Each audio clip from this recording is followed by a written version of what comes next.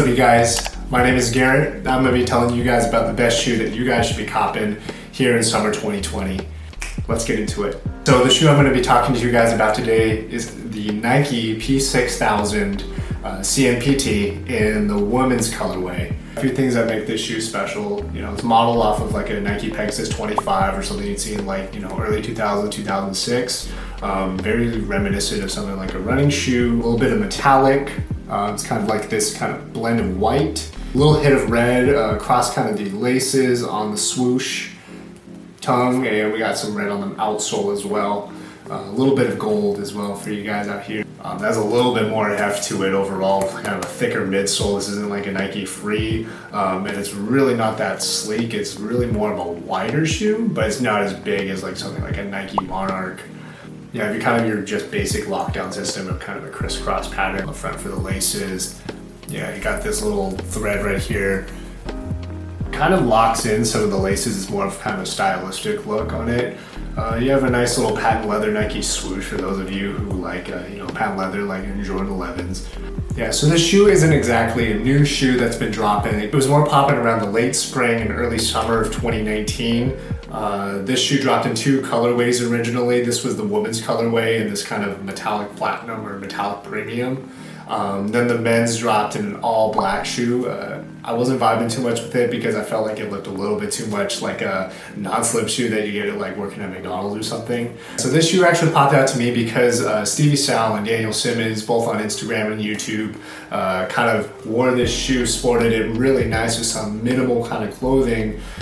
Just added a little bit of color. I was looking for kind of a dad shoe, but I wanted to find something more in this colorway, and I felt like the look of this wasn't exactly like a dad shoe, but it gave you kind of this futuristic vibe that also kind of was a little flash to the past, kind of a little Back to Future vibes with Marty McFly. So I just kind of had to cop it up. It looks good with joggers, kind of the dad jean vibe, shorts. So let's get into why I chose this shoe and why I think you would benefit from having this shoe in 2020 if you guys can find this one. I pretty much found this shoe brand new on eBay for 65 bucks. I don't think it's that hard to find in the aftermarket. So there's three things that I typically will look at when I'm trying to find a shoe in the aftermarket that I might have picked up some hype previously. One of it is, can I even find the shoe at all? If I can't find the shoe, then I'm probably not going to be wearing it. The second thing is price. So I'm not trying to break the bank, spend $300-500 on a shoe that might have dropped for maybe $100. If I could find it even cheaper, that's even more of a plus for me. Maybe it's not selling as well now. The last thing I look for is the shoe still relevant? But sometimes a shoe that might have picked up some hype is, either hated on or doesn't really have the same appeal as it did when it released or when it dropped. So this shoe I feel like is pretty versatile if you're kind of into that dad shoe type of vibe. And I feel like the shoe itself is very breathable and it's super comfortable. So it's just something that I could throw on really quick, almost like a beater shoe. Not worry too much about it getting, thrashed. Yeah, so if you're into wearing like Jordans or Yeezys or some Adidas Boost and you don't want someone like stepping on your feet and, bro, my shoe, like you stepped on my shoe, then it's okay. Like you're just like, no, it's cool, man. Like this shoe's fine. So that's kind of one thing. It's not a beater, but it feels kind of like a beater. I don't really care too much what happens to these shoes. So around this time in 2020, a little bit weird. We got COVID going on, work from home, stay at home. So for the most part, something like this, which is really easy for me to just kind of throw on, start work, or I could go ahead and wear this when I'm just like going for a quick walk. This is pretty much a shoe that I don't really, have to think about too much. I would probably not be dressed this up in something that's gonna be formal or like trying to rock this with a suit. It's just a pretty chill sneaker that you could just vibe in those, you just be in the comfort vibes. So I'll actually be dropping the links in the description for where you can find this shoe now. This colorway is not exactly in circulation right now at like Nike.com, but they still have it in both men's and women's sizes. It's some pretty fire colorways, like the all white, kind of like in the, if you kind of like a little bit of like this gray wolf type of vibe. So some places you can't find it, you can look on eBay. Usually they drop your, a few sizes here and there that are actually not too expensive. At the time of this video, it's like $80 to maybe $100 to find this shoe in a size 9 or something. If you go to the goat.com site that I'll be linking in the description, there's quite a few more sizes that you can pick from. I think the price starts at around $120, so it's kind of up to you rolling the dice if you're willing to pay that much for either a used or new shoe. So the one thing when you're searching for the shoe to take in mind is still, this is the women's sizing only for this colorway. So typically when you're a guy and you're trying to find a size, but it's only in women's, usually the general rule of thumb is you just size up. Women's sizing is 1.5 sizes lower than a men's size. So for me personally, I'm generally a size like 11 in men's. So I'll typically be trying to find something like an 11.5 or up in women's. If you look at this shoe, I actually got the size 12 in women's, and this one fits me pretty much perfectly. So, 12 in women's.